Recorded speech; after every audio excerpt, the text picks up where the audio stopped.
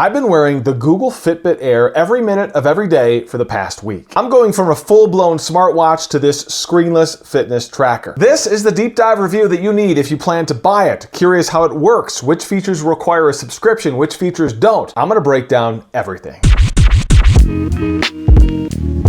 Tech it before you wreck it. What's up, geeks? I'm Kirk. So I've been wearing the Fitbit Air alongside my Google Pixel Watch 4. So I'm going to break down what I've learned so far about the Google Fitbit Air, and stick around to the B-side because frankly there is a massive hidden cost to this band that nobody explains ahead of time and you need to know about. So let's get right to it. First and foremost, inside the box, you get the band, the actual Fitbit Air device, which is pretty tiny and it snaps into the band. You also get a charging cable and a basic instruction manual. I dive deeper into my unboxing and my initial impressions in my previous video, which I'll link right here and down in the description. Let's talk about the band itself. It's a very basic strap. This is the one that's included. I wouldn't say it feels cheap, but I don't think it feels specifically high-end. It certainly serves the purpose, and it does feel like it's sturdy enough. This thing will probably hold up over time. And there's a little plastic area inside where you clip the actual Fitbit device into the strap. This makes it really easy to swap to different straps with the same Air device. It uses Velcro to easily strap this on and off your wrist quickly.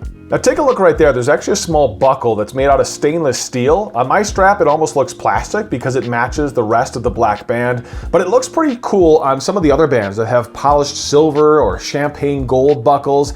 By the way, these straps can be replaced for $35. There's also two other options. This is the active band. It's silicone. It attaches more like a classic watch. It's designed to wear when you're jogging or you're at the gym.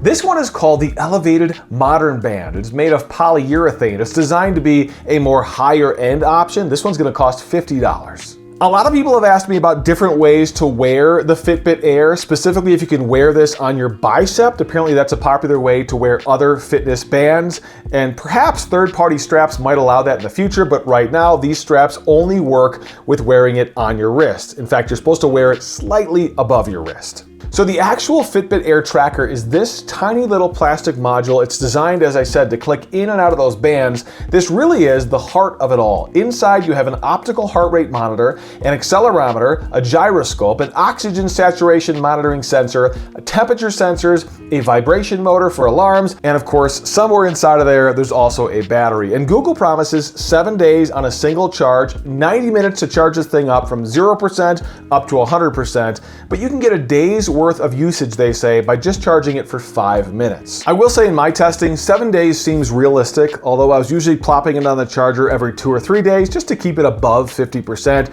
I usually put it on the charger while I was in the shower, and by the time I got out, this thing was charged back up. I want to jump over to the Fitbit app, although it's not called the Fitbit app anymore. They've now renamed it Google Health, and it's been reimagined, if you will. It's the same app fundamentally, but it does a lot of cool new things. I tested it on Android, but it's going to work just the same on iPhone as well. You get mostly what you'd expect. All of your basic fitness statistics, your steps, your sleep tracking, a readiness score, your heart rate over the course of your day. It automatically detects and tracks various fitness activities. You can see on my app where I played golf, where I played badminton in my backyard, and then the stats related to those activities. All of this was really cool, and honestly, it worked just as you'd expect. Almost seamless, short of a couple of times when it did pop up on my phone and say, hey, we saw you were active, what exactly were you doing? And I simply tapped one of the options. But I will say the real magic is when you add Google's Gemini AI into the mix, which is ingrained into this new Google Health app. Daily notifications that I found super useful not only updated me on activity and my sleep, but also added context based on my previous activity and previous sleep, noting a few times that my longer sleep times were helping me make up for shorter sleep sessions during the week. It was really cool and felt very personal. And check this out, it even knows the weather. Of course it does, right? Suggesting I might want to get outside and do some outside activity early since rain is going to be moving in around 2 o'clock in the afternoon. How cool is that? It is clear that Google wants to become your personal health coach. That's exactly what it feels like with this app. And that's just after a week of tracking me. I can't wait to see how well Google tracks my health after a month or 2 months of tracking my health and my sleep. This is the B side of the video, and I want to break down what they call Fitbit Premium and your personal health coach. Some of the stuff I was just talking about. So it costs $10 per month or $100 per year, and you have to consider that cost in addition to the $100 for the strap itself when considering the overall cost of this thing. You do get a lot of cool features. Think of it this way.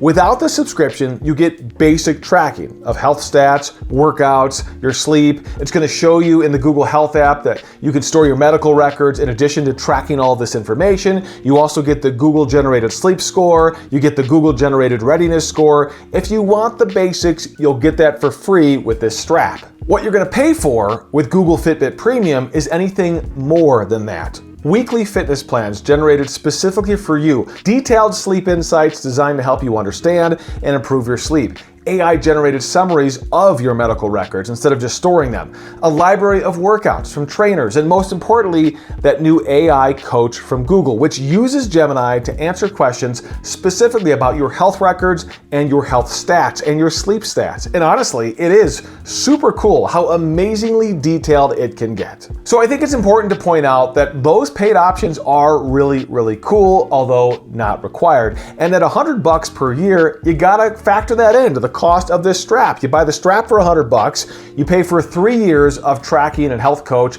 We're at $400. That changes the price of this altogether. And I told you I've been wearing both my Google Watch and this strap. The stats are almost identical. I will say the app is really cool. It lets you switch between which stats you want to view, and it'll automatically figure out which data to use, even if you're wearing 2 trackers or maybe just wearing this one when you sleep. It'll figure all that out. You don't have to worry about it. So the question is, who should buy the Fitbit Air? Well, I think it depends. I really dig it. I've had a lot of fun testing this thing out. I think Google did an awesome job with this. Frankly, the Fitbit Air is exactly what Google needed to do. But if you already have a smartwatch and you're perfectly happy with the watch, you don't mind wearing it to bed to track your sleep and charging it up every day or two, why would you need a fitness tracking band? You really don't. And frankly, it would be redundant unless you're not happy with that watch. And remember, this is a fitness tracking band. That is it. It's not a watch. You can set alarms to vibrate the band, but otherwise it doesn't tell time. It doesn't notify you about a text message, an email. It doesn't buzz when you get a call. It does one task very well. But if you can't wear a watch to bed, this is a great way to track your sleep. And if you'd rather wear a regular watch, an analog old school watch, this would be a great addition to that. Or maybe you just don't do watches at all and you still want to track your fitness. That's exactly who this would be perfect for. So this isn't the first fitness tracking band. It certainly will not be the last. But I do think at this point, the Google Fitbit Air is the one to beat. I think other companies are going to be chasing Google right now, and I can't wait to see what other companies come up with. But for now, $100, you get a lot for that price. I think you can't go wrong whether you're an iPhone user or an Android user with the Google Fitbit Air. I can't wait to hear what you guys have to say. Throw your comments below. I read every single one. If you've got questions about the Fitbit Air, I'll try to answer them. I'd love to hear if you've already purchased it, what you think so far, and do me a huge favor. It helps me grow here on YouTube, and it'll make sure that you guys see new videos as I post them. Subscribe to my channel. I got a lot more coming right here on YouTube. Tech it before you wreck it. I'm Kirk.